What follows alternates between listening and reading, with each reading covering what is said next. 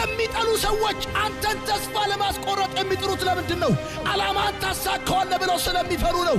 ጠላታቸው ስኬት እንጂ አንተ አይደለህም። እርሱ ቢሳካለት እኛ ተፈላጊነታችን ይቀንሳል ብለው ይሰጋሉ። ቢሳካልህ ወደ ኋላ የሚቀሩ በውጤት የሚደናቀፉ ይመስላቸዋል። አንተ በሕይወት የሚታይ ነገር ስታከናውን እነሱ ምንም አለማድረጋቸውን ታሳብቅባቸዋለህ። በራስ አለመተማመናቸው ብርድ ይለቅባቸዋል። ባዶነታቸው ይጮህባቸዋል። ታዲያ እንደነዚህ አይነት ሰዎችን ለመስማት ጆሮን ከሰጣቸው ወደ ራሳቸው ደረጃ እንዲያወርዱ ትፈቅድላቸዋለህ። ሁሉም ሰዎች አስተያየት አላቸው። በተለይ ራዕይ የሌላቸው ሰዎች በልዩ ልዩ አስተያየት የተጠቀጠቁ ናቸው። አይሆንም መባልን አትፍራ። ሕልምን በፍጹም ለሚጠሉ ሰዎች አሳልፈህ አትስጥ። የራሳቸውን ሕይወት ዓላማ ማሳካት ለተሳናቸው ልብህን አትክፈት። አንተ ውስጥ ያለውን ድምፅ ስማ። የእግዚአብሔርን ቃል ስማ።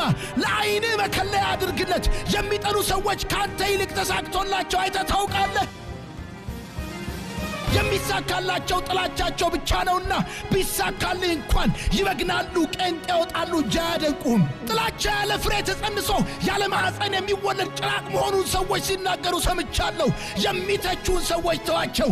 አንተ ግን ሥራህን ዝም ብለህ ቀጥል። ምን አለ በለኝ። ማዕበሉ እንዳለፈለት ባህር ጸጥ ሲሉ ታያቸዋለህ።